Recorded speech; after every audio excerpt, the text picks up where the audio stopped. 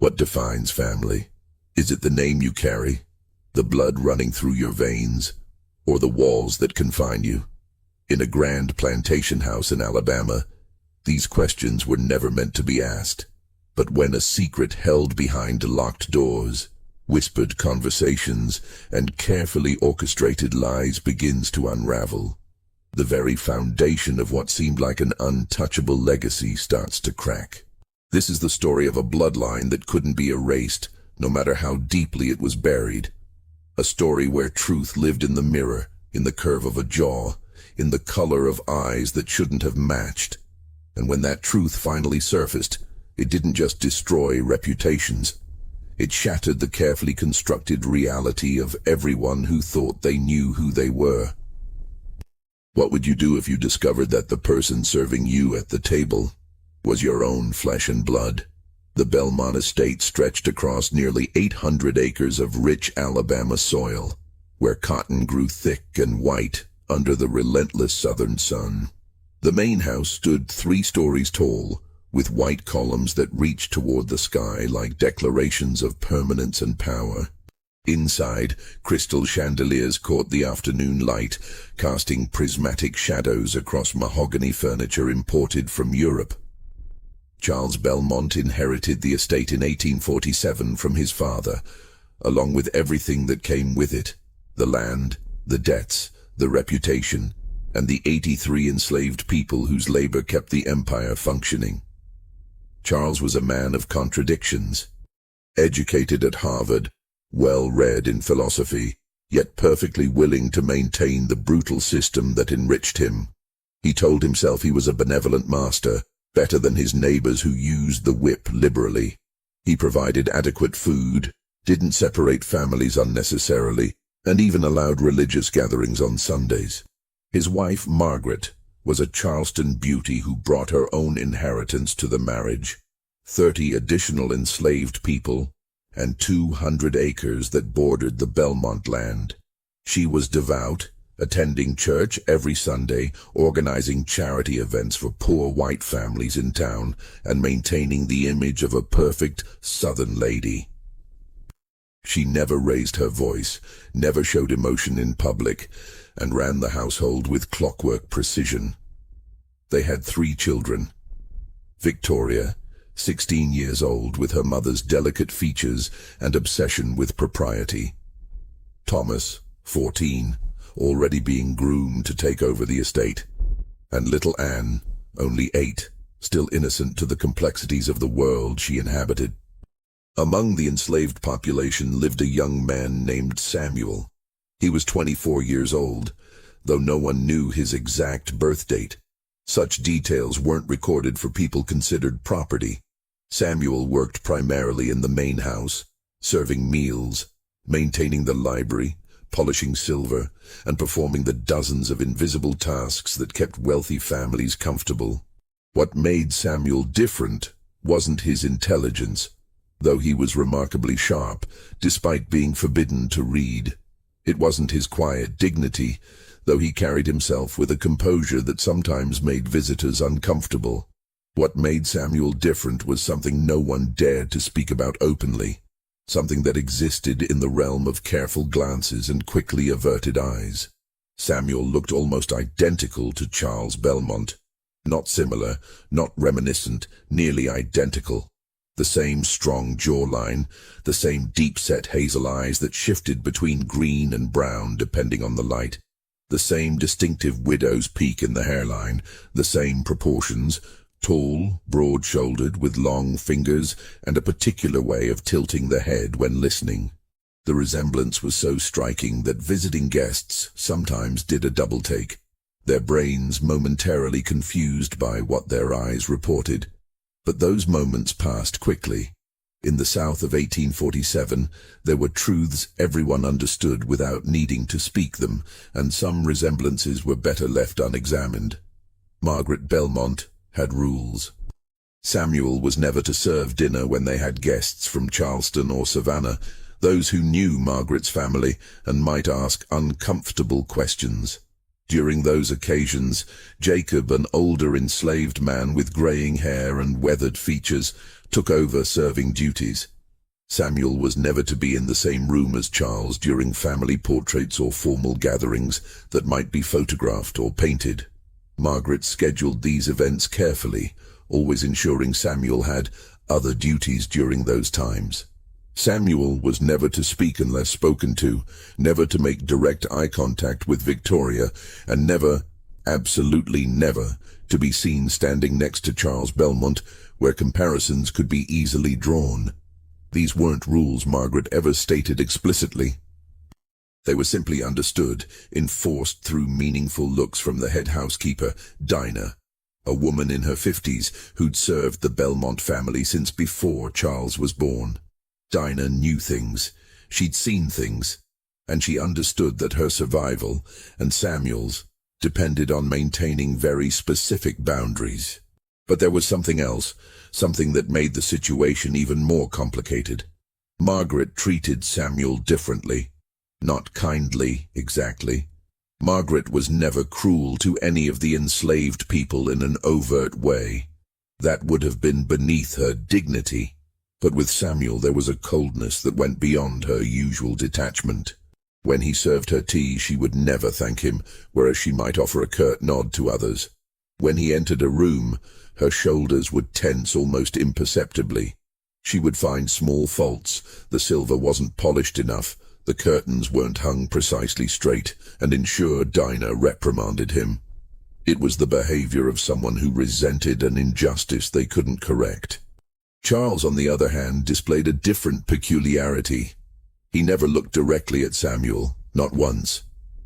When Samuel served his dinner, Charles would stare at his plate, at the wall, at his wife, anywhere but at the young man standing 3 feet away. When Samuel spoke in response to a question, Charles would nod without raising his eyes. The other enslaved people noticed. They talked about it in the quarters late at night, speaking in whispers and half-finished sentences. The master's afraid of his own face, old Marcus said one evening, staring into the small fire they'd built for warmth. Hush that talk, Dinah snapped. Though her eyes showed she agreed. Some truths are dangerous for everyone. Samuel himself rarely spoke about it. What was there to say? He'd grown up on the Belmont estate, born to Lily, a woman who'd worked in the main house until her death from fever when Samuel was 12. Lily had been beautiful once, with smooth features and eyes that carried intelligence she'd never been allowed to use. She'd also taken her secrets to the grave. In April of 1849, everything changed with the arrival of Dr. William Harrison. Harrison was a physician from Boston, traveling through the South to study blood diseases and hereditary conditions. He'd developed a theory about blood types and family inheritance patterns, revolutionary ideas that wouldn't be fully understood for another 50 years. He was documenting family medical histories, looking for patterns in inherited traits, diseases that ran in bloodlines. Charles Belmont, always eager to appear progressive and scientific, invited Dr. Harrison to stay at the estate for 2 weeks. It would be good for his reputation to host such a distinguished northern scientist, to show that southern gentlemen valued knowledge and advancement. Dr. Harrison arrived on a Thursday afternoon, his carriage loaded with medical equipment, notebooks, and various instruments that fascinated young Thomas. Margaret organized a welcoming dinner, inviting neighbors from surrounding plantations to meet their educated guest. Samuel served the meal. Dr. Harrison was mid-conversation with Charles about Harvard. They'd attended a decade apart, when Samuel leaned forward to pour wine. The doctor stopped speaking mid-sentence, his eyes moving between Samuel and Charles with the analytical gaze of someone trained to notice details. Remarkable, Harrison said quietly. The table fell silent. Margaret's hand tightened on her fork. What is? Charles asked, his voice carefully neutral. The servants here, they're well-formed, good constitutions. Harrison seemed to catch himself, returning to his wine. You must ensure adequate nutrition. So many plantations neglect basic health maintenance. The conversation resumed, but Margaret had noticed that brief moment. That flash of scientific curiosity in Harrison's eyes as they moved between her husband and the enslaved man pouring his wine. Over the following days, Dr. Harrison conducted his research. He interviewed the Belmont family about their medical history. Who died of what ailments ran in the family, any unusual conditions or traits. He sketched family trees, documenting patterns of inheritance. Margaret watched nervously as he worked, finding excuses to be present during his interviews, subtly steering conversations away from certain topics. On the fifth day, Harrison asked Charles an unexpected question during their afternoon conversation in the study. "Your father, did he maintain detailed records of the plantation? Medical records, birth records, that sort of thing?" "Some," Charles replied cautiously. "Why do you ask?" "I'm interested in hereditary patterns across generations. Sometimes studying the health of an entire estate population can reveal fascinating patterns." Harrison smiled pleasantly. "Would you mind if I examined those records? Purely for research purposes?" Charles hesitated. "I'm not sure they'd be useful to you. They're rather incomplete." "Nevertheless, I'd be grateful for the opportunity." Something in Harrison's tone made it clear this wasn't a casual request. Charles agreed, showing him to the estate office where decades of ledgers were kept in locked cabinets. Harrison spent 3 days in that office, and what he found there began to construct a picture that would haunt him for the rest of his life. The Belmont records were meticulous in some ways, sparse in others. Financial transactions were documented precisely. Every purchase, every sale, every expense. Birth records for enslaved people were noted, but usually just Lily, female infant, born March, or Marcus, male infant, born to Sarah. But Dr. Harrison wasn't looking at the standard entries. He was looking at the gaps, the inconsistencies, the places where the careful record-keeping suddenly became vague. In March of 1825, there was an entry. Lily, aged 16, assigned to house duties. In December of 1825, several pages had been torn out. The ledger jumped from December 3rd to December 28th with no explanation. In January of 1826, there was a brief note, L, confined to quarters, illness. In April of 1826, male infant born, healthy. No mother listed, no name given, just that single line, unusual in its brevity. 2 pages later, Samuel, male infant, born to Lily, April 1826. Harrison cross-referenced other records from that period. In December 1825, Charles Belmont Sr., the current Charles's father, had made a substantial payment to a doctor from Mobile, an unusual expense noted as consultation fees. The amount was significant, far more than a typical medical visit would cost. In January 1826, Charles Sr. had been away from the estate for 3 weeks, also unusual. The plantation ledger showed business in New Orleans, but no corresponding business transactions appeared in the financial records. Harrison found another interesting detail, a letter fragment used as a bookmark in one of the ledgers, dated December 1825. It was in an elderly woman's handwriting, addressed to Charles Belmont Sr. "You cannot escape the consequences of your actions. That girl is 16 years old. What you've done is your own responsibility, and God will judge you for it. Even if the law will not, you must make provisions." The letter wasn't signed, but the handwriting matched other correspondence from Abigail Belmont, Charles Sr.'s mother, a woman known for her strict moral code who died in 1827. Harrison sat back in the office chair, the pieces assembling themselves into an undeniable picture. Charles Belmont Sr. had fathered a child with Lily when she was 16 years old. That child was Samuel, which meant Samuel was the half-brother to the current Charles Belmont, an uncle to Victoria, Thomas, and Anne. The current Charles had been born in 1820, making him 6 years old when Samuel was born. Old enough, perhaps, to have vague memories of household tension, whispered arguments, his grandmother's tight-lipped disapproval. Did Charles know? Harrison suspected he did. That would explain the avoidance, the careful rules, the way Charles navigated the house, ensuring he and Samuel were never in the same social space simultaneously. Did Margaret know? Harrison suspected she did too. That would explain her cold treatment of Samuel, her carefully orchestrated exclusions. She wasn't cruel to him out of general hardness. She was cruel to him because he was a living reminder of her husband's bloodline, a reminder that her children shared ancestry with an enslaved man, that the purity she obsessed over was already compromised. But there was something else Harrison found, something that transformed this from a tragic but common story of exploitation into something far more disturbing. In the medical records Harrison requested from the local doctor who served the Belmont family, there was documentation of a serious illness that had struck Victoria in 1847, 2 years before Harrison's arrival. She'd developed a severe fever and mysterious bleeding condition. The local doctor had been baffled, trying various treatments that failed.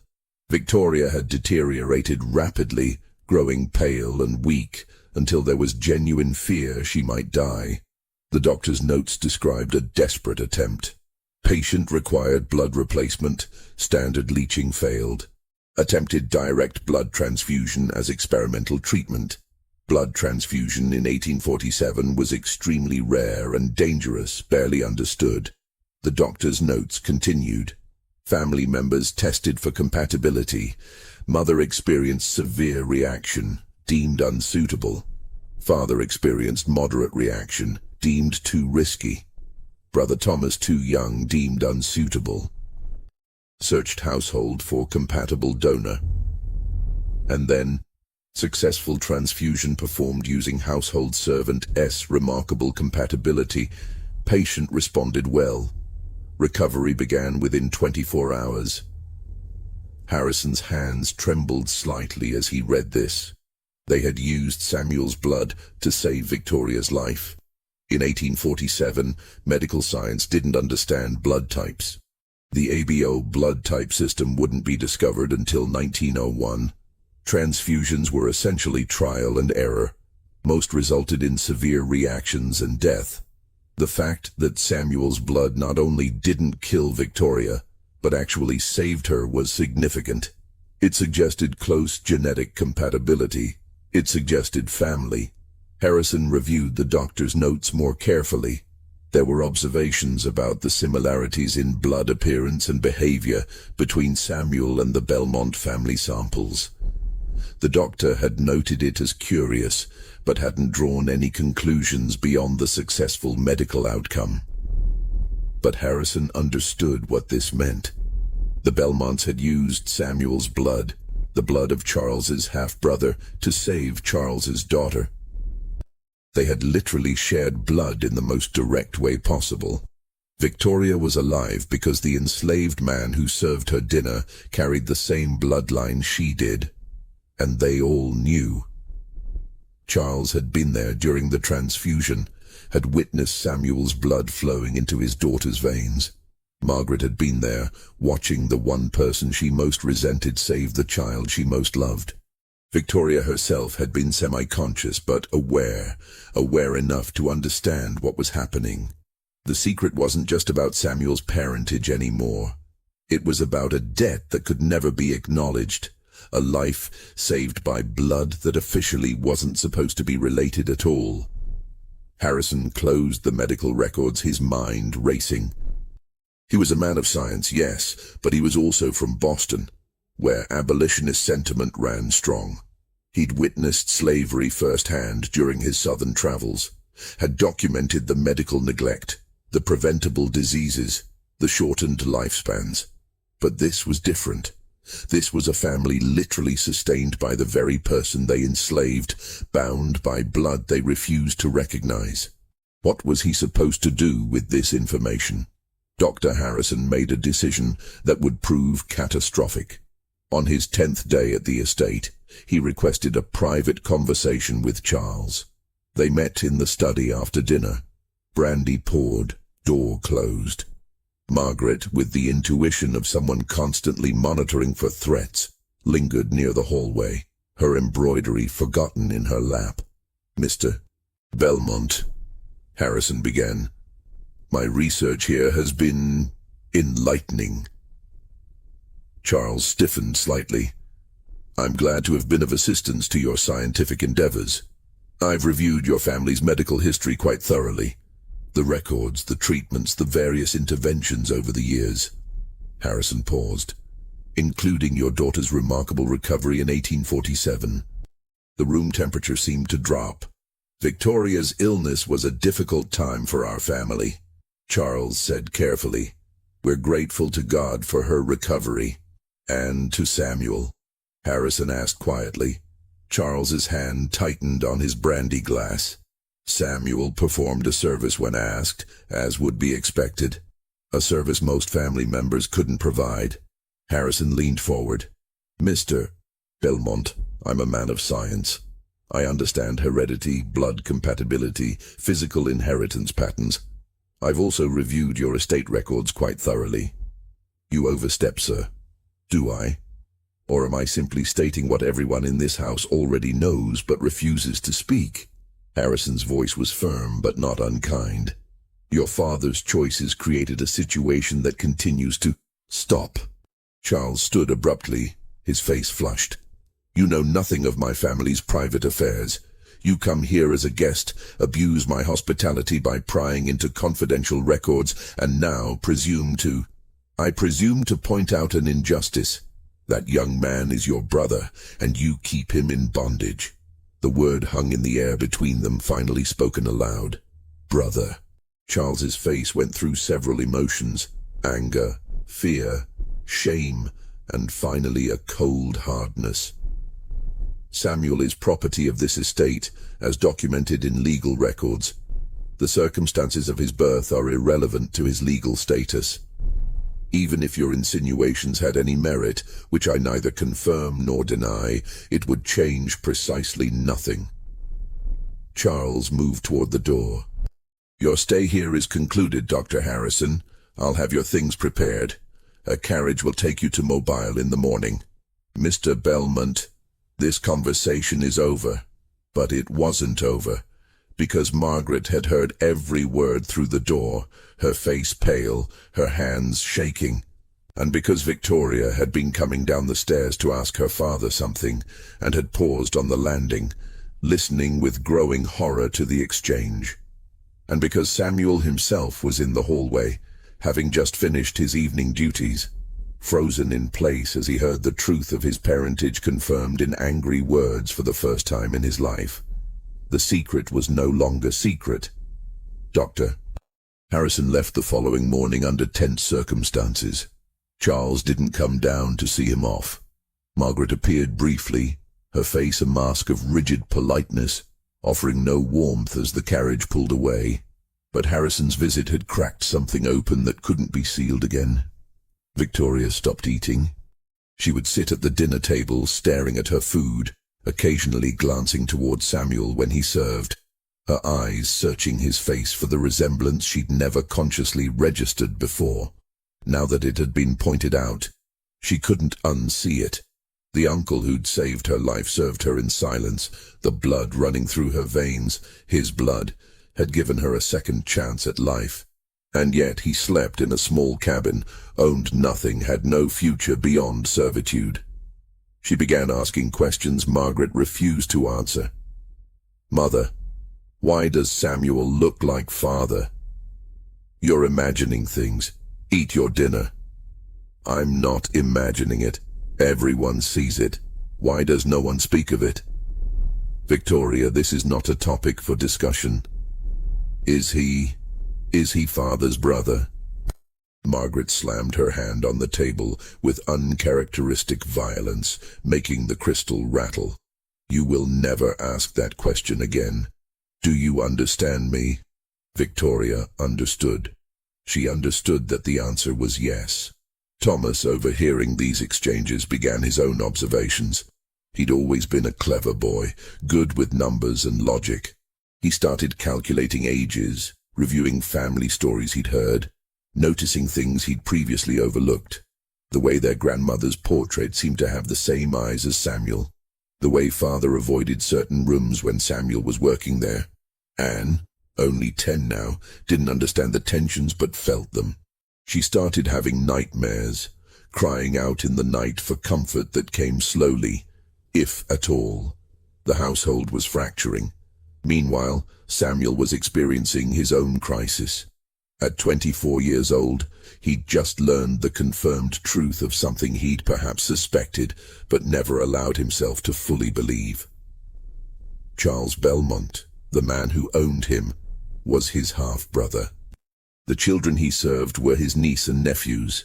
The blood they'd taken from him to save Victoria wasn't just compatible by chance, it was family blood. Samuel found himself staring at Charles during those rare moments when their paths crossed, searching for something, recognition, guilt, anything human. But Charles had perfected his avoidance, his eyes sliding past Samuel as if he were furniture. Dinah noticed Samuel's growing agitation and pulled him aside one evening in the kitchen. "You need to bury this deep," she said urgently. "Nothing good comes from this truth being out. You hear me? How can I pretend I don't know?" Samuel's voice was strained. "How can I? You survive. Same way your mother survived. Same way all of us survive." Dinah gripped his shoulders. "The master won't acknowledge you. He can't. It would destroy everything. His marriage, his standing, his children's future. And if you push it, if you make it impossible for him to ignore, he'll solve the problem the only way he can." Samuel understood. He could be sold. Sent so far away that the resemblance wouldn't matter anymore, that the uncomfortable truth could be erased by distance. Or worse. "But they used my blood," Samuel said quietly. "They took from me to save her. And you think that gives you rights? You think that makes you family?" Dinah's eyes were sad. "Boy, it makes you useful, that's all. Don't mistake necessity for recognition." Victoria Belmont had been raised to be a proper Southern lady, obedient, graceful, concerned with reputation and marriage prospects. At 18 years old in 1849, she should have been focused on the upcoming social season, on which young men from good families might court her. Instead, she was consumed by moral crisis. She couldn't stop thinking about it. She'd lie awake at night, remembering the fever, the delirium, the moment of waking up to see Samuel's face, pale from blood loss, as the doctor worked with his primitive equipment to transfer life from his veins to hers. She'd asked weakly, "What's happening?" And her father had answered, "He's helping you. Don't speak. Save your strength." He's helping you. Not a relative, not family, just he. An unnamed service provider. Victoria began doing something dangerous. She started observing Samuel as a person. She noticed how he read titles of books while shelving them, his fingers lingering on the spines, as if memorizing words he'd never been taught to decipher. She noticed how he was gentle with Anne when the child ran through the hallways, how he'd steady her with a hand on her shoulder and a soft, careful little miss that carried avuncular warmth. She noticed he had their grandmother's hands, the same long fingers, the same distinctive shape to the nails. One afternoon, when her mother was at a social call and her father was in the fields, Victoria did something absolutely forbidden. She went to the kitchen where Samuel was polishing silver and dismissed the other servants. "I want to speak with you," she said quietly. Samuel looked up, alarm in his eyes. "Miss Victoria, that wouldn't be appropriate. 2 years ago, you saved my life." Silence. "I was dying, and they used your blood because my own family's blood couldn't save me." Victoria's voice shook. "Why did you agree to it?" Samuel stared at the silver in his hands. "I wasn't asked to agree, miss. I was told." "But did you—" Victoria struggled for words. "Did you want to? If you'd had a choice." For the first time, Samuel looked directly at her. You were 14 years old and dying. Whatever else is true or not true, whatever anyone says or doesn't say about who is related to who, you were a child. So yes, I would have chosen to help. You're my uncle, Victoria whispered. I'm not anything official, Miss Victoria, and you're putting both of us in danger by saying so. It's the truth. Truth doesn't matter much when the law says otherwise. Samuel set down the silver. You should go. This conversation can't happen. But Victoria didn't go. Instead, she asked a question that would set everything in motion. What if I could change it? What if I could make them acknowledge it? Samuel's laugh was bitter. How? You're 18 and a woman. You own nothing, decide nothing. You're almost as much property as I am, just with better quarters. I'll find a way, Victoria said with sudden determination. You gave me life. I won't waste it pretending you don't matter. What Victoria did next was remarkably clever for someone with no power or resources. She began with documentation. Over several weeks, she carefully removed several pages from her father's study when he was distracted. Pages from the old ledgers that showed the gaps, the unusual payments, the timeline of Samuel's birth. She couldn't take too much without it being noticed, but she took enough. She also began writing letters. Letters to her Aunt Clara in Charleston, Margaret's sister, who was known for being more progressive, who'd once expressed discomfort with slavery in Victoria's presence. Letters carefully worded to ask about family secrets and moral obligations without being too specific. Aunt Clara wrote back, intrigued, asking for details. Victoria provided them in coded language, describing a situation where a family member isn't recognized as such due to circumstances of birth. Clara understood immediately.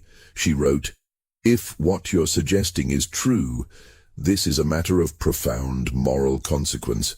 But Victoria, dear child, you must understand, there is no legal remedy. The law is absolute on these matters. Even if acknowledged, nothing changes legally." "What about morally?"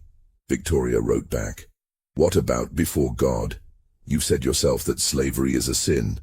How much greater the sin when it's our own blood?" This correspondence continued for months. Clara, childless and wealthy from her late husband's shipping fortune, began to form an idea. Meanwhile, the tension in the Belmont household grew unbearable. Charles had discovered that Harrison had examined the old records in detail and became paranoid about what else the doctor might have found or whom he might tell. He sent letters to medical societies Harrison was associated with, carefully worded to undermine his credibility should Harrison speak publicly about what he'd discovered. Margaret increased her control over household operations, implementing even stricter rules about Samuel's duties and movements. She had him reassigned from house service to working in the fields, a demotion that everyone understood as punishment, though no one could say for what. But Samuel was not physically suited to field work after years in the house, and he began to suffer. His hands, used to careful polishing and serving, blistered and bled from the cotton harvest. His back, unaccustomed to the constant bending, developed chronic pain. Dinah protested to Margaret. "He's a house servant, Mom. He doesn't have the constitution for field labor." "Then he'll develop it," Margaret replied coldly. "I've made my decision."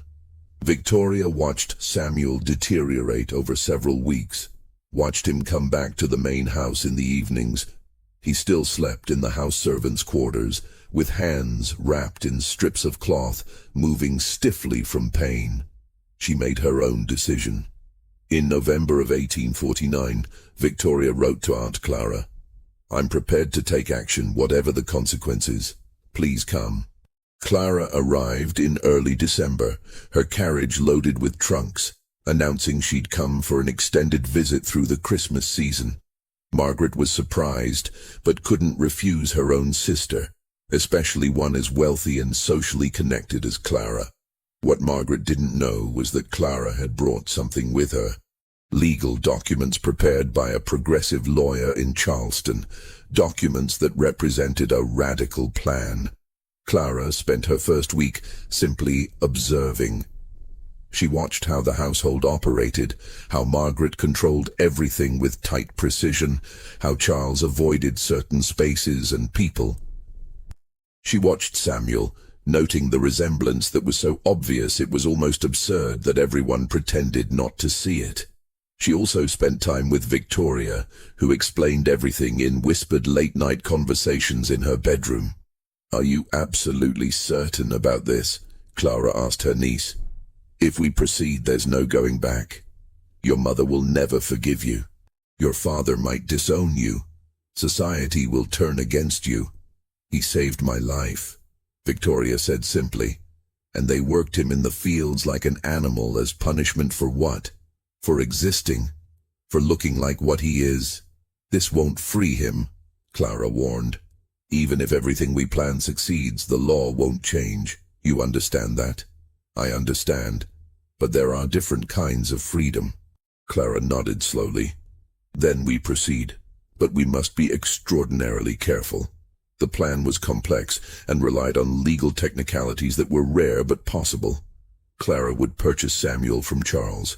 This in itself wasn't unusual. Family members sometimes sold enslaved people to each other for various reasons. Charles would have no particular reason to refuse a good offer from his sister-in-law.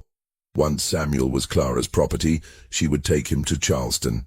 South Carolina law, while still maintaining slavery, had provisions that allowed for voluntary enslavement, a legal status where an enslaved person could theoretically choose to remain enslaved rather than face the dangers of being free black in the South. More importantly, the same legal framework had a rarely used provision allowing for manumission under specific conditions, including being transported to a northern state. Clara would take Samuel to Pennsylvania, where she had connections to abolitionist communities. There, she would free him legally and help him establish a new identity. Victoria's role was different. She would create undeniable public documentation of Samuel's parentage and the blood transfusion before he left. Not to change his legal status, that was impossible, but to create a historical record, something that couldn't be erased or denied by future Belmont generations. It was revenge in a way, revenge against a family that valued reputation above all else. A permanent stain on the Belmont name that would exist in official records, accessible to historians, genealogists, anyone who looked carefully enough. The plan was dangerous, potentially deadly if handled wrong. But Clara was wealthy enough to be semi-untouchable, and Victoria was determined enough to accept the consequences. They began in mid-December of 1849. Clara approached Charles casually one afternoon as he reviewed accounts in his study. "Charles, I have a proposition for you." He looked up, distracted. "Yes?" "I'm in need of a personal manservant for my household in Charleston. Someone trained, competent, capable of managing a large house." Clara settled into a chair. "I notice you have a young man here, Samuel, I believe, who seems quite capable." Charles froze, his pen stopping mid-stroke. "I'd like to purchase him," Clara continued smoothly. "I'm prepared to offer above market value. Say, $1,200. It was indeed above market value, significantly so. Charles could use the money. The plantation always needed capital. But he stared at Clara with suspicion. "Samuel is adequate at his duties here. I'm not certain I wish to sell him. Come now, Charles. You have plenty of house servants. Margaret mentioned you recently assigned him to fieldwork anyway, so clearly he's not essential to household operations." Clara smiled pleasantly. $1,200 is generous. Take it as a gesture of family goodwill. Charles felt trapped. Refusing a generous offer from his sister-in-law without good reason would raise questions. He couldn't say, "I can't sell him because he's my half-brother, and having him nearby is complicated enough," without explaining a refusal. "I'll consider it," he finally said. "Wonderful. Shall we say you'll give me your answer by the end of the week? That evening Charles discussed it with Margaret in their bedroom. She knows, Margaret said immediately. Victoria told her, this is some plot. A plot to do what? Buy him and take him to Charleston? That solves our problem. Does it? Margaret's eyes were hard. Or does it put him in the hands of someone who might free him, might give him education, might create an even bigger scandal than his presence here? Clara wouldn't. She's your sister. She's always been too soft on the slavery question. You know she supports gradual abolition. Margaret paced the room. If she takes him, we lose control of the situation entirely. We don't have control now, Charles said tiredly. Harrison knows. Victoria knows. Probably half the household knows. The secret is out, Margaret. The best we can do is manage it. By selling him to my sister. By removing the visible reminder of my father's indiscretion. They agreed to the sale. Charles told himself it was a business decision, nothing more. But when he signed the bill of sale 3 days later, his hand shook slightly, the ink blotting. Samuel was informed he'd been sold and would be leaving for Charleston after Christmas. He received the news in silence, his face unreadable. But that night, in the servants' quarters, he wept for the first time since his mother's death. Not from sadness at leaving, but from the overwhelming confusion of grief for a family that had never been his, for a brother who'd never acknowledged him, for a life that might have been different if he'd been born in the main house instead of the cabin. Before they left, Victoria executed her part of the plan. She went to Judge Morrison in town, an old family friend who'd known the Belmonts for decades. She requested a private meeting, saying she needed to make a formal deposition for family records. Judge Morrison, elderly and slightly confused by the request, agreed. Such depositions were sometimes made for inheritance purposes or family history documentation. Victoria arrived with written testimony she'd prepared meticulously. I, Victoria Belmont, being of sound mind, do hereby testify to the following facts for the historical record. In October of 1847, I suffered a severe illness that brought me to the point of death. The attending physician, Dr. Robert Matthews of Willow County, attempted various treatments that proved unsuccessful. As a final experimental measure, Dr. Matthews attempted a blood transfusion, a rare medical procedure. My mother, Margaret Belmont, was tested and found incompatible. My father, Charles Belmont, was tested and found moderately compatible, but the doctor deemed the procedure too risky. The enslaved person Samuel, property of the Belmont estate, was tested and found highly compatible. The transfusion was performed successfully, and I credit my survival to this intervention. I further testify that Samuel bears remarkable physical resemblance to my father and to my paternal grandmother, the late Mrs. Abigail Belmont. This resemblance has been noted by numerous household members and visitors over the years. It is my belief, based on documented timelines in estate records and confirmed by investigation of family correspondence, that Samuel is the biological son of my grandfather, Charles Belmont Sr., and the enslaved woman Lily, who died in 1838. This would make Samuel my father's half-brother and my biological uncle. I make this testimony not to challenge any legal arrangements, as I understand the law is absolute in these matters, but to ensure that the truth is preserved for historical record, and to acknowledge that the blood flowing through my veins, blood that saved my life, is the blood of a man denied his rightful place in our family. Signed this 22nd day of December, 1849, Victoria Belmont. Judge Morrison read the document slowly, his face growing increasingly pale. Miss Victoria, do you understand what you're creating here? Yes, sir. A truthful record. This will destroy your family's reputation. Your father will be... My father already knows the truth, Judge Morrison. So does my mother. So does everyone who looks carefully. I'm simply ensuring it can't be conveniently forgotten. Your marriage prospects are less important than doing what's right." The judge stared at her for a long moment. He was old, had lived through enough years to see the cracks in the system he'd helped enforce. He thought about his own compromises, his own moral flexibility in service of social stability. Finally, he notarized the document. "This will be placed in the county records," he said quietly. "It will exist permanently." Good. Victoria walked out of that office feeling lighter than she had in months. She knew what was coming. Her parents' fury, social ostracization, possibly being sent away to distant relatives. But she'd done it.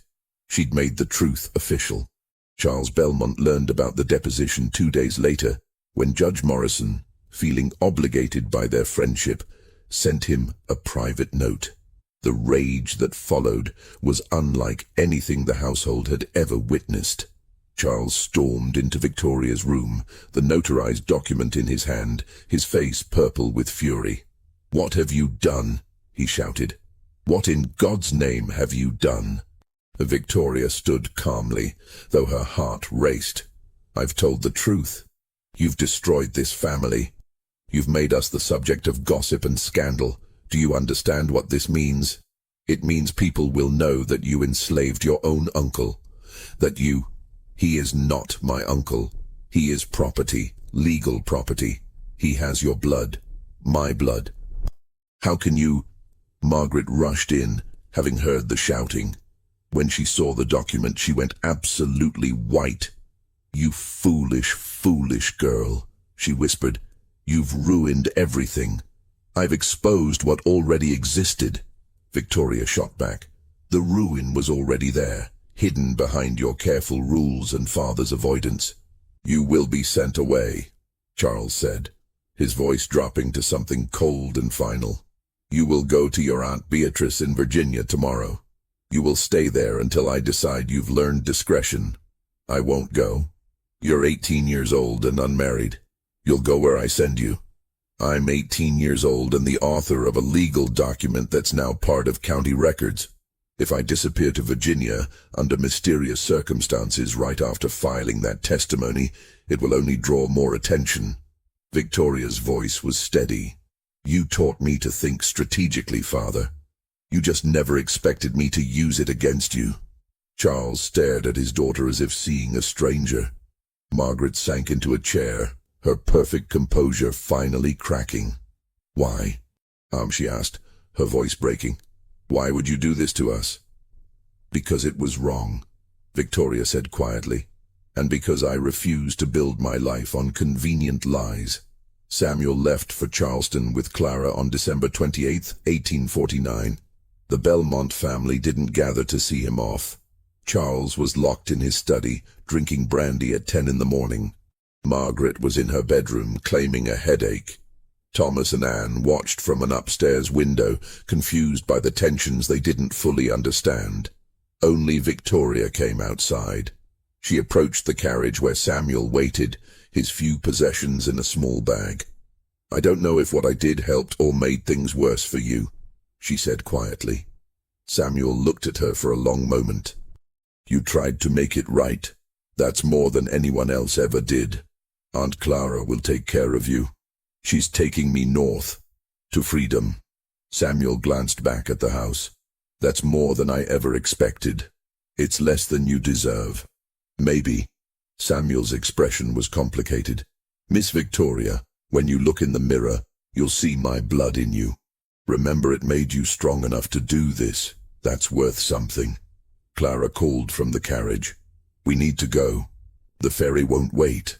Victoria watched the carriage pull away, watched until it disappeared down the oak-lined drive. She didn't cry. She'd already spent all her tears. Behind her she heard her father's study door slam. The fight that followed lasted weeks. Victoria was confined to her room, her meals brought by servants who weren't allowed to speak to her. Letters from Aunt Clara were intercepted and destroyed. Charles contacted every eligible family within 200 miles, making it clear that Victoria was emotionally unstable and not suitable for marriage. He was systematically destroying her future as punishment for her rebellion. But Victoria had expected this. She'd made her choice knowing the cost. What she didn't expect was Thomas's reaction. Thomas was 16 now, old enough to understand the full implications of what Victoria had exposed. At first, he'd been angry with his sister for bringing shame to the family.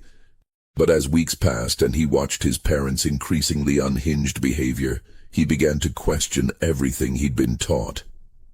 He snuck into Victoria's room one night, evading their mother's surveillance. "Is it true?" he asked without preamble. "Is Samuel really grandfather's son?" Victoria, pale from weeks of isolation, nodded. "The records prove it. The resemblance proves it. The blood transfusion proves it. Then we enslaved our own uncle." "Yes." Thomas sat on the edge of her bed, his head in his hands. "How do we live with that?" "Father seems to manage," Victoria said bitterly. "Father is drinking himself unconscious every night. Mother hasn't smiled in a month. You're locked in here like a prisoner. Anne keeps asking what's wrong and no one will tell her." Thomas looked up. "This isn't managing, this is falling apart." "Good," Victoria said fiercely. "Maybe it should fall apart. Maybe it was built on things that deserved to collapse." Thomas left without responding, but something had shifted in him. Over the following months he began his own investigation. He read his grandfather's old letters, reviewed estate records, talked to elderly enslaved people who'd been on the plantation for decades. Each piece of evidence confirmed what he already knew. His grandfather had fathered a child with a 16-year-old enslaved girl. Rather than free the child, he'd kept him enslaved. When grandfather died, the property had passed to Charles, along with the land and the debts and the silver. Charles had grown up knowing, or at least suspecting, and he'd done nothing. He'd kept his own half-brother in bondage, had taken his blood to save Victoria, and then punished him by sending him to brutal field work when the secret threatened to become public. The weight of this knowledge fundamentally changed Thomas. He stopped participating in family prayers, stopped pretending things were normal. He became quiet, withdrawn, prone to long walks alone. Margaret noticed. "The girl has poisoned your mind," she told him one evening. "Victoria told the truth," Thomas replied. "That's not poison. The truth is dangerous when it destroys good order." "Maybe the order wasn't that good." Margaret slapped him, the sound sharp in the quiet parlor. It was the first and only time she'd ever struck one of her children.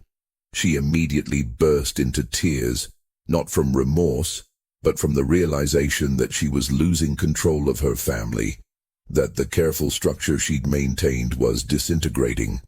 In March of 1850, a letter arrived from Clara. It was addressed to Victoria, but intercepted by Margaret, who read it with shaking hands.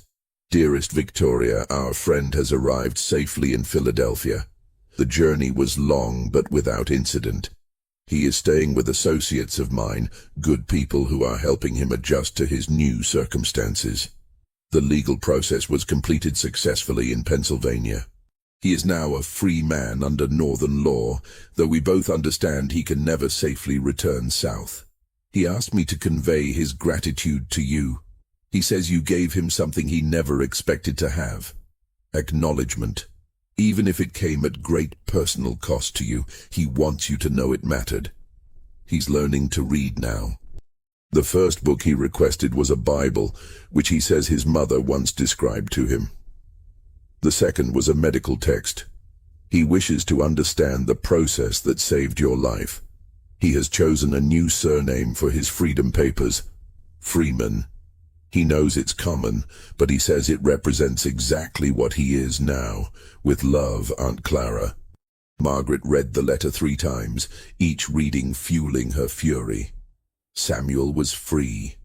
The man who represented her husband's shameful bloodline, who'd been a constant reminder of her family's moral compromise, was now beyond her reach, living freely in the North, learning to read, claiming a dignity that the entire Southern social structure said he had no right to possess.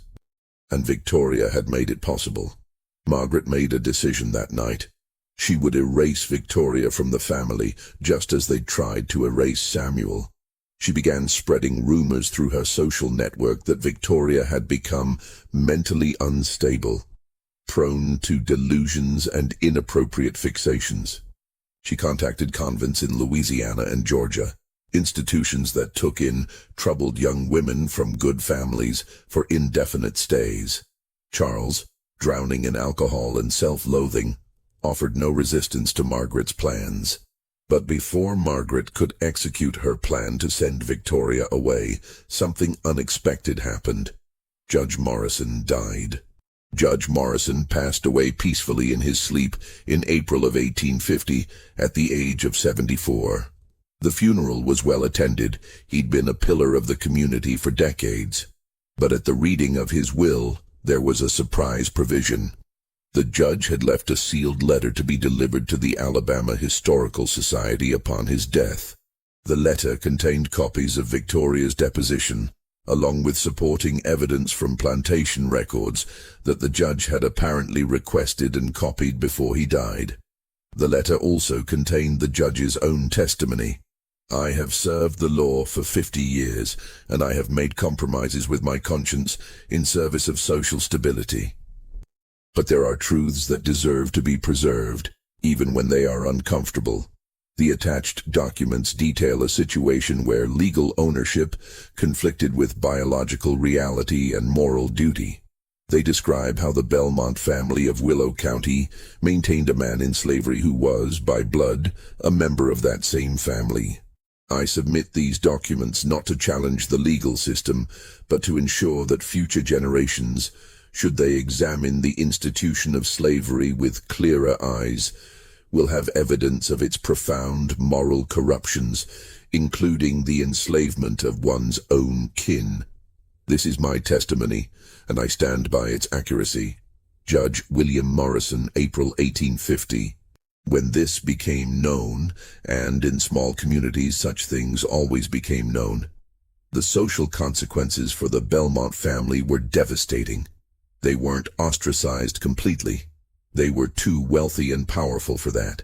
But they became subjects of gossip, speculation, and moral judgment. Families that might have courted Victoria's hand made it clear their sons weren't interested. Business partners became suddenly distant. Church ladies whispered.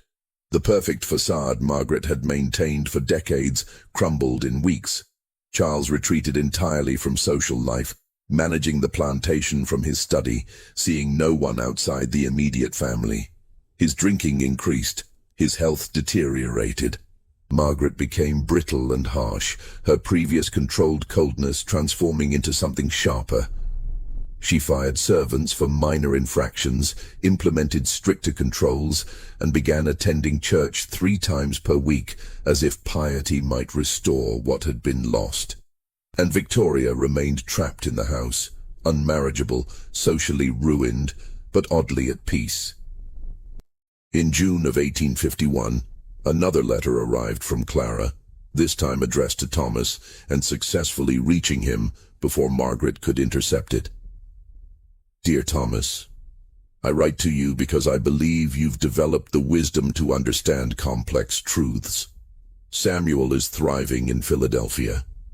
He's found work as an apprentice to a furniture maker, using the skills he developed maintaining the Belmont house. He attends reading classes in the evenings and has become part of the free black community here. But he asked me to convey something to you specifically. He says, 'Tell the boy, Thomas, that blood doesn't determine character. I share blood with men who owned me, but I share values with people who freed me. He has a choice about what kind of man he becomes. The blood doesn't decide. He does. Thomas, you're 16. In a few years you'll inherit the estate and everything that comes with it. Samuel wanted you to know that inheritance is a choice, not just a destiny. You can choose what to keep and what to let go. Your aunt, Clara." Thomas read this letter dozens of times, memorizing the words. Blood doesn't determine character. It became something like a mantra for him. He began changing slowly, in small ways his parents barely noticed in their own deterioration. He started treating the enslaved people on the estate with more respect, learning their names, asking about their families. He began questioning his father's business decisions, suggesting improvements to living conditions. It's more efficient if they're healthy, he'd argue, using economics to mask morality. Charles, too drunk and depressed to fight much, often gave in. By 1852, Thomas was essentially managing the plantation. Charles was a ghost in his own house, haunted by guilt, alcohol, and the public knowledge of his family's shame. Margaret had withdrawn into religious mania, hosting prayer groups, donating money to missionary societies, seeking some kind of redemption through performance of piety. Victoria remained unmarried, now 21, past the prime age for marriage. She spent her time reading, writing, and teaching Anne about the realities of the world they lived in, lessons in truth rather than the comfortable lies their mother preferred. And in Philadelphia, Samuel was building a life. He'd married a free black woman named Ruth, a seamstress with her own business. They had a small house in a mixed neighborhood. Samuel had finished his apprenticeship and was working as a skilled furniture maker, his pieces known for their quality craftsmanship. He'd created a family on his own terms, a family that claimed him fully. In 1853, Charles Belmont fell seriously ill. The doctor diagnosed it as liver disease, almost certainly from years of heavy drinking. Charles deteriorated rapidly, his skin taking on a yellowish tint, his body weakening until he could barely leave his bed. Thomas, now 20, managed everything: the plantation, the finances, his mother's increasingly erratic behavior, his sister's welfare. On a July evening when Charles knew he was dying, he called Thomas to his bedside. Margaret was at church. They were alone. "There are things you need to know," Charles said weakly, "before I'm gone." "I know about Samuel," Thomas said quietly. "Everyone knows now. Not just about him. About the choices I made." Charles struggled to breathe. "My father put me in an impossible situation. When he died, Samuel was 10 years old. I was 27, newly married to your mother. The estate was in debt. I had responsibilities. You could have freed him. And done what? Sent a 10-year-old into the world alone? Free black children had no prospects, no safety. He'd have been re-enslaved by someone else, or starved." Charles coughed painfully. "I told myself I was protecting him by keeping him here." "Were you?" Charles closed his eyes. "I don't know. I stopped knowing what was true and what was convenient somewhere along the way.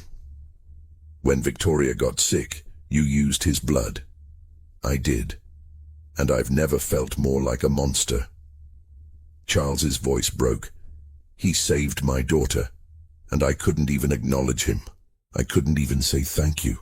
Because saying thank you would mean admitting the relationship, and admitting the relationship would mean admitting you'd done wrong. Admitting everything I'd built was wrong." Charles opened his eyes, looking at his son. "Thomas, when you inherit this place, you'll face the same choices, the same system, the same impossibilities. I'll make different choices. Will you, when it's your children's futures at stake, your reputation, your economic survival?" Charles grabbed Thomas's hand with surprising strength. "The system doesn't forgive morality, it punishes it. Then the system should change." Charles laughed bitterly. "You sound like the abolitionists. It'll take a war to change this, boy.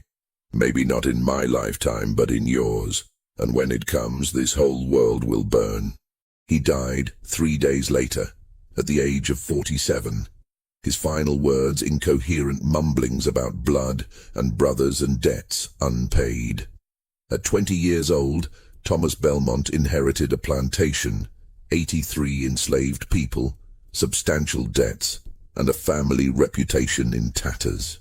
The first thing he did was review every record his father and grandfather had kept. He understood now that history was what you documented, what you preserved or destroyed. His grandfather had tried to erase Samuel by keeping minimal records. Victoria had countered by creating undeniable documentation. Thomas decided to continue Victoria's approach, create truthful records.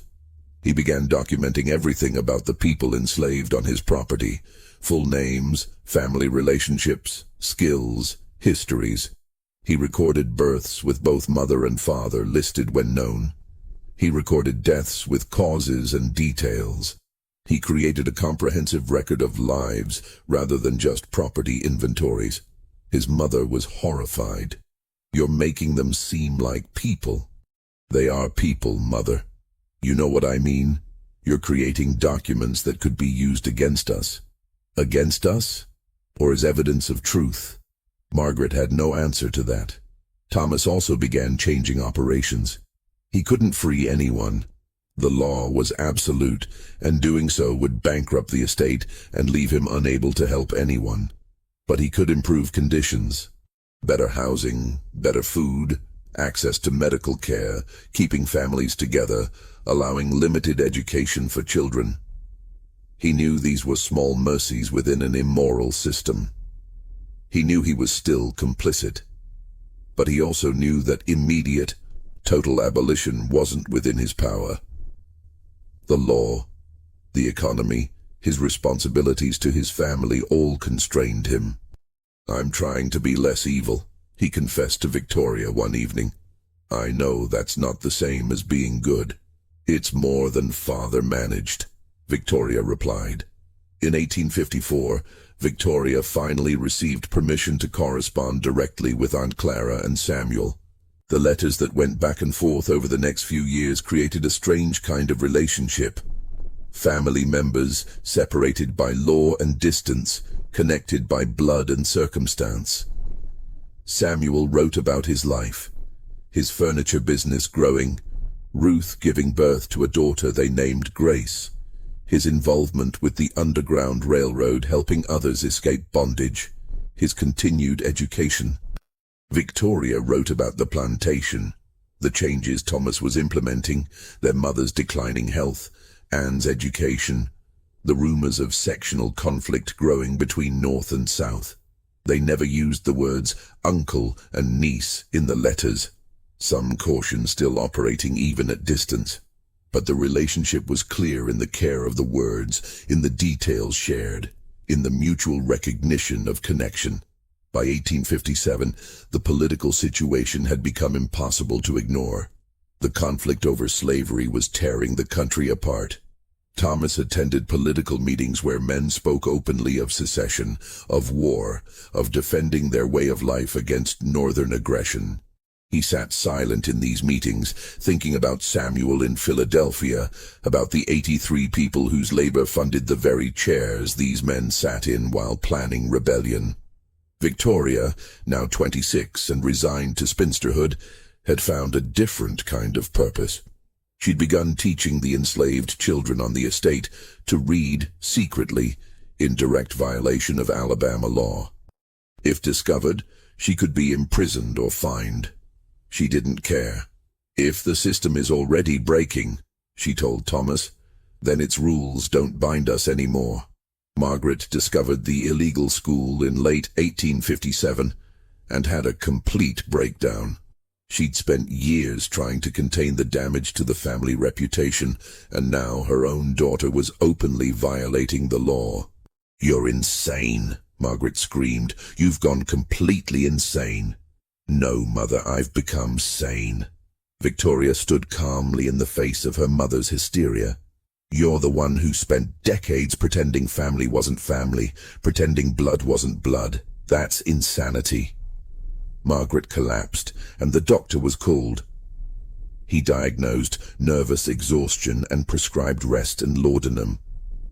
Margaret took to her bed, where she would spend most of the remaining years, drifting in and out of drugged sleep. The family had fractured completely. Thomas managed the estate with increasing doubts about whether he even wanted to preserve it. Victoria ran her illegal school and corresponded with abolitionists. Anne, now 16 herself, was caught between two worlds, raised in the old system, but educated by her sister in new truths. And then Fort Sumter was fired upon in April 1861. The war had begun. Thomas was immediately pressured to volunteer for the Confederate Army. Men his age, he was 28 now, were expected to fight, to defend their homeland against what was termed Northern invasion. He delayed, making excuses about needing to manage the estate, caring for his ill mother. But the social pressure was immense. Finally, in August of 1861, he accepted a commission as a lieutenant, more to stop the questions than from any conviction. Before he left, he did something extraordinary. He created a legal document, properly witnessed and notarized, declaring that upon his death, all enslaved people on the Belmont estate would be immediately freed, with provisions for them to receive parcels of land from the estate to start their own lives. It wasn't manumission. He legally couldn't do that under Alabama law, but it was a will, and wills had legal weight. "If I die in this war," he told Victoria, "the system dies here too." "Don't die," Victoria said fiercely. "Come back and dismantle it yourself." Thomas smiled sadly. "I'll try." He left for the war, and Victoria was left alone to manage the plantation with their increasingly unstable mother and teenage Anne. The war years were brutal. Food became scarce. The plantation's production dropped as more enslaved men were conscripted for military labor. Victoria struggled to keep everyone fed, walking a line between maintaining the estate and her growing belief that the entire system deserved to collapse.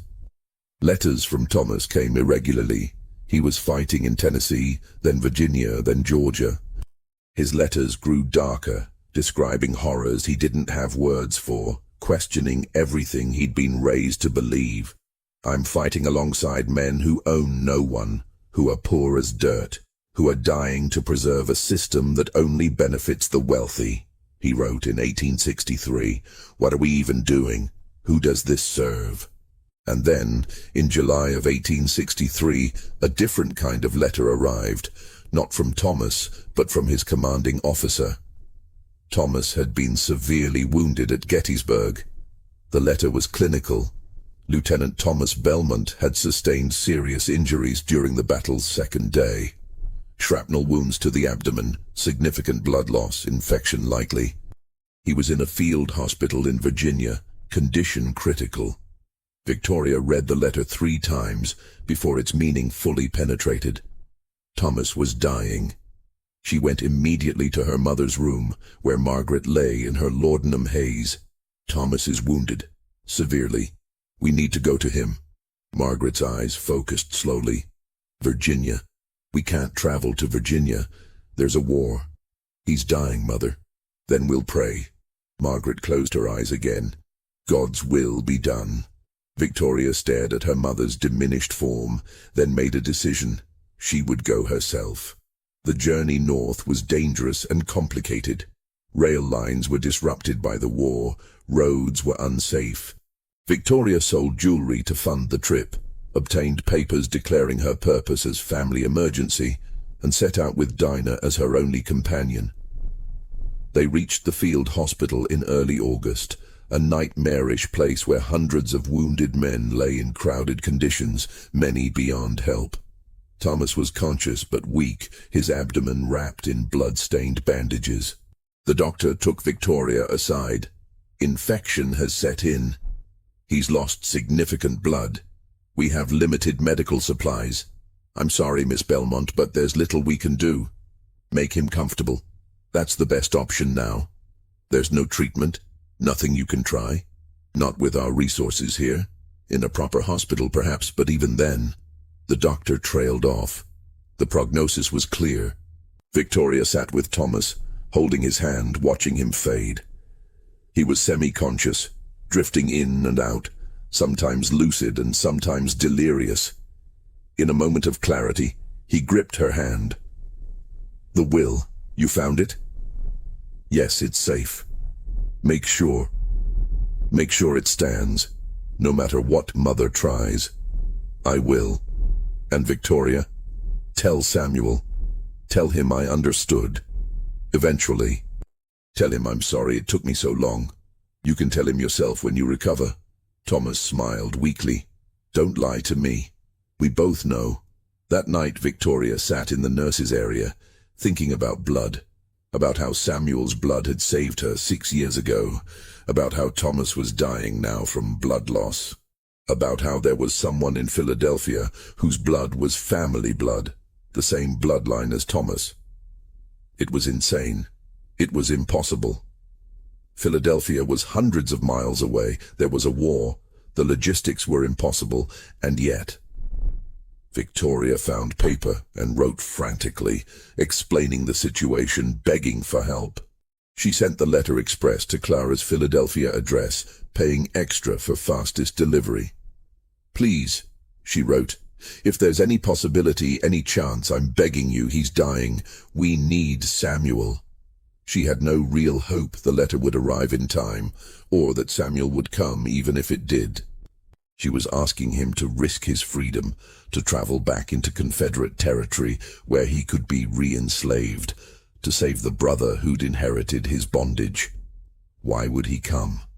Samuel received the letter 4 days later. He sat in his Philadelphia workshop, sawdust on his clothes, Victoria's desperate words in his hands. Ruth watched his face as he read. What is it? My half-brother is dying in Virginia. Victoria is asking if I'll come. Ruth's eyes widened. The brother who enslaved you? The brother who freed me, eventually, or enabled it at least. Samuel set the letter down. They need blood, for a transfusion, like they did with Victoria. Samuel, no. Ruth gripped his arm. You can't go south. If they catch you, if anyone realizes you're a freed slave in Confederate territory, they'll re-enslave you, or worse. There are bounty hunters, slave catchers. I know. Then you know you can't go. Samuel looked at his wife, then at the letter, then out the window at the free streets of Philadelphia, where he could walk as a man, not property. He's dying, Samuel said quietly. He's not your responsibility. He's my brother. He owned you. I know. Samuel stood, began pacing. Believe me, Ruth, I know. I know what they did. I know what they took from me. But he's also the one who stopped fighting when Clara wanted to buy me. He's the one who let me go. That's not the same as making it right. No, but it's something. Samuel stopped pacing. And Victoria, she sacrificed everything for me. Her reputation, her future, her family's standing. She made my existence official, acknowledged, recorded. She didn't have to do that. Ruth's eyes filled with tears. I can't lose you. I'll be careful. Careful doesn't matter if you're caught. They argued for hours. But Ruth knew her husband, knew the code of honor that guided him even when it cost him. He'd risked his own safety dozens of times helping escaped slaves through Philadelphia. He'd given his blood before to save family that didn't acknowledge him. He would go. Samuel left the next morning with Clara, who'd offered to escort him and provide cover. She would claim he was her servant if questioned. They had papers forged by abolitionist contacts, documents declaring Samuel as property of Clara Hayes, traveling under her protection. The irony of using false enslavement papers to travel safely wasn't lost on either of them. The journey took 8 days through war-torn country. They were stopped twice by Confederate patrols, but Clara's Charleston accent and imperious manner got them through. Samuel played the role of submissive servant, eyes down, silent, everything he'd been taught before freedom. Each moment he had to perform that submission was agony. They reached the Virginia Field Hospital on August 19, 1863. Victoria was sitting beside Thomas's bed when Dinah came to fetch her. Miss Victoria, you need to come. Victoria found Samuel and Clara in the hospital's receiving area. For a moment, she couldn't speak, overcome by the reality that he'd actually come, that he'd risked everything. "You came," she finally whispered. "You asked," Samuel replied simply. There was no time for lengthy reunions. Thomas had deteriorated further. The infection was overwhelming his system. The doctor was skeptical about the transfusion attempt. "I've performed 2 this month. Both patients died. The procedure is simply too risky, too imprecise." "He's dying anyway," Victoria said. "What does he have to lose? And this man—" The doctor gestured to Samuel. "He's willing?" "I am," Samuel confirmed. The doctor shrugged, too exhausted from months of wartime medicine to argue. "Very well. I'll need several hours to prepare." They performed the transfusion that evening in a corner of the hospital, using the same primitive equipment that had been used for Victoria years before. Samuel lay on a cot beside Thomas, tubes connecting their arms, watching his blood flow into his brother's body. Thomas was barely conscious, but at one point his eyes opened and focused on Samuel's face. "You came," he whispered. "Of course I came. I'm sorry. For everything. Save your strength," Samuel interrupted gently. "We'll talk when you're better." "If I'm better." "When?" Samuel insisted, squeezing his hand. "You don't get to die before making those changes you promised." Thomas managed a weak smile before drifting back into unconsciousness. The transfusion took 2 hours. When it was done, Samuel was weak and dizzy, having given more blood than was probably safe. Clara and Victoria helped him to a recovery area. "Now we wait," the doctor said. "If he survives the night without reaction, he has a chance." They kept vigil together, Victoria, Clara, Dinah, and Samuel. 4 people connected by blood, law, and circumstance, sitting in a Confederate field hospital while the war raged around them. "It's strange," Victoria said quietly around midnight. 6 years ago, your blood saved me. Now it might save Thomas." "Blood is just blood," Samuel said tiredly. "It doesn't carry morality, just life." "But family blood? I don't know if we're family." Samuel interrupted. "We share ancestry, that's biology. Family is something different. Family is choice and recognition and—" He trailed off, too exhausted to complete the thought. "You chose to come," Victoria said. "That's family." Clara spoke up. "Samuel has a family now, a wife, a daughter, a community that claims him fully. You should know that. He's not alone waiting for Belmont recognition." "I know," Victoria said. "I'm glad for it." As dawn approached, Thomas's fever broke. His breathing stabilized. The doctor examined him with surprise. "The infection appears to be retreating. His body accepted the transfusion well." The doctor shook his head in wonder. "Remarkable compatibility. Are you certain this man isn't family?" Samuel and Victoria exchanged glances but said nothing. Thomas survived. Over the following weeks, he slowly regained strength. Samuel stayed for 10 days until it was clear Thomas would recover, then prepared to return to Philadelphia with Clara. Before leaving, Thomas asked to speak with Samuel privately.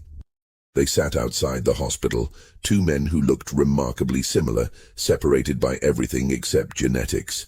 "I can't undo what was done to you," Thomas said. "I can't give you back the years, the childhood, the recognition you should have had. No, you can't.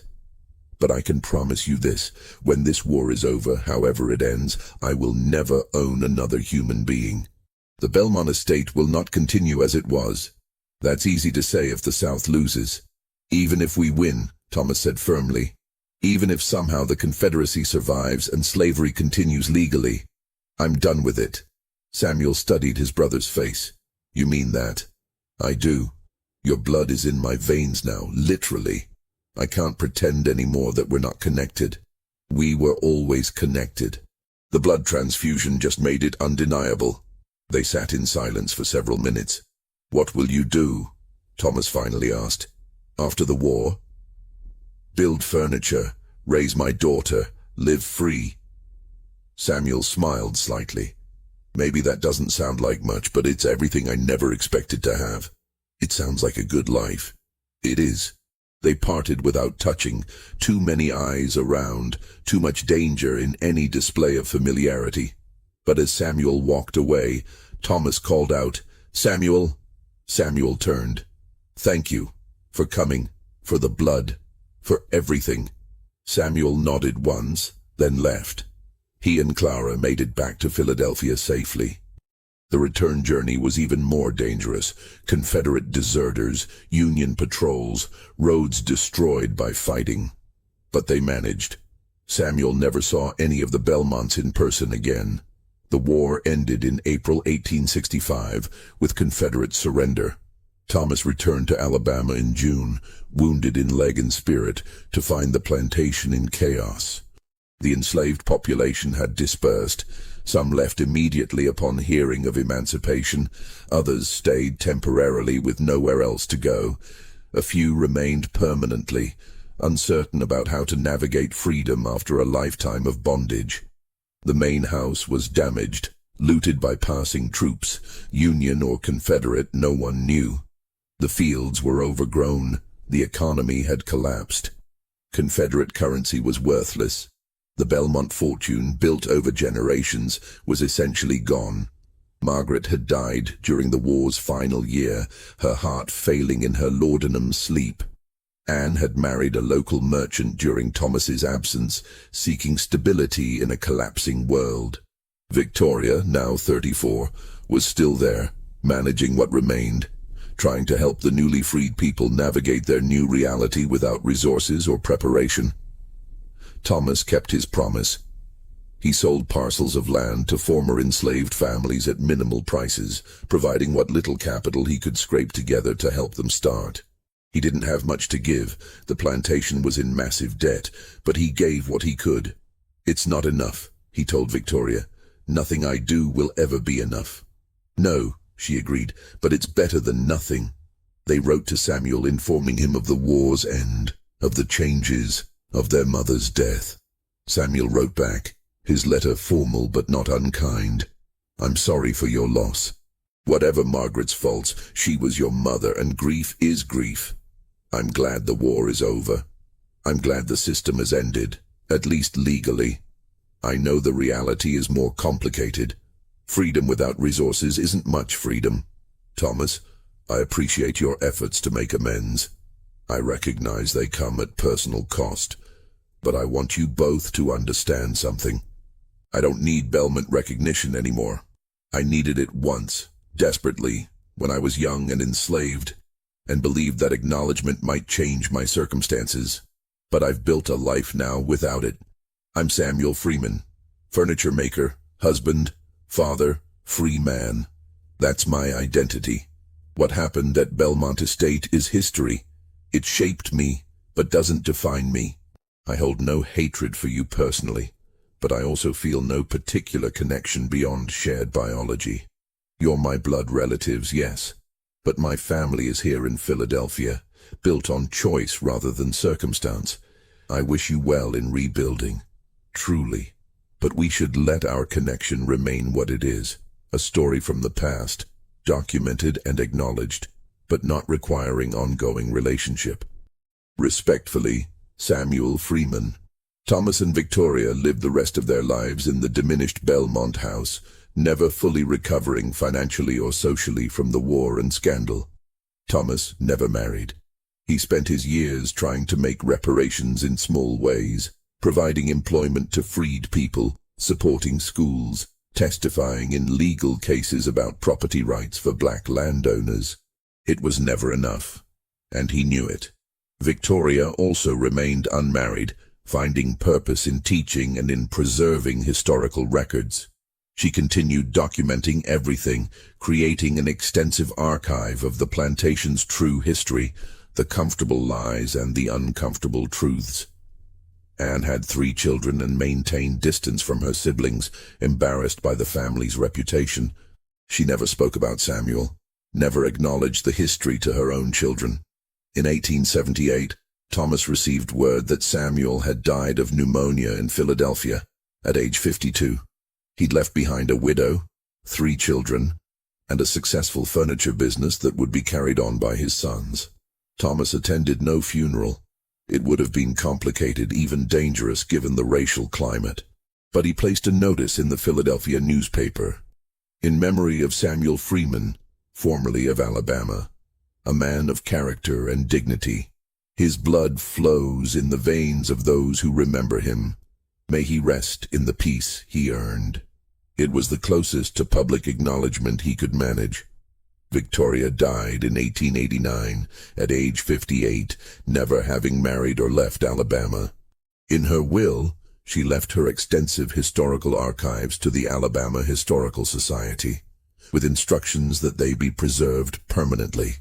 Those archives contained everything: the ledgers showing Samuel's birth, the medical records of both transfusions, Victoria's original deposition, Judge Morrison's testimony, letters between family members, Thomas's will promising freedom to enslaved people, newspaper clippings about the scandal.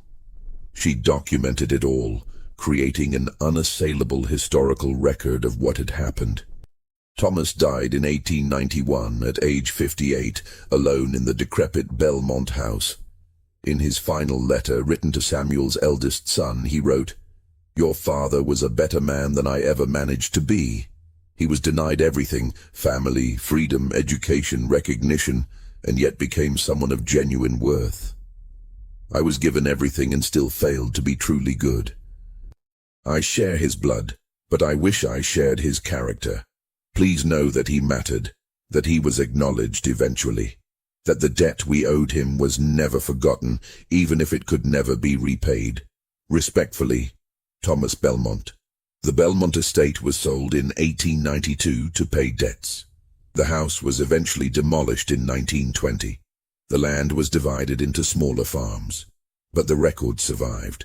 In the 1930s, a historian researching slavery in Alabama discovered Victoria's archives at the Historical Society. The story of Samuel and the Belmont family became a case study in academic papers about the complexities of Southern family structures, the hidden racial mixing that the South's racial ideology denied, and the moral contradictions inherent in the slave system. In 1947, exactly 100 years after the first transfusion, a medical researcher studying the history of blood transfusion procedures discovered the Belmont medical records. The fact that 2 successful transfusions had been performed between closely related individuals decades before blood types were understood became a footnote in medical history. And Samuel's descendants living in Philadelphia, Detroit, and Chicago learned about their ancestors' story. They learned about the plantation where he'd been enslaved by his own half-brother, about the blood he'd given twice to save relatives who couldn't acknowledge him, about his escape to freedom and the life he'd built despite everything. They learned that their great-great-grandfather had been denied his family name, but had built a legacy more meaningful than the Belmont name ever carried. Because in the end, the Belmont line died out. Anne's descendants changed their name through marriage, distancing themselves from the scandal. No one carried the Belmont name into the 20th century. But the Freeman name continued, carried by Samuel's children, grandchildren, and great-grandchildren, carried by people who knew their ancestors' story, knew about the blood that had been taken and given, knew about the family that had denied him but couldn't erase him.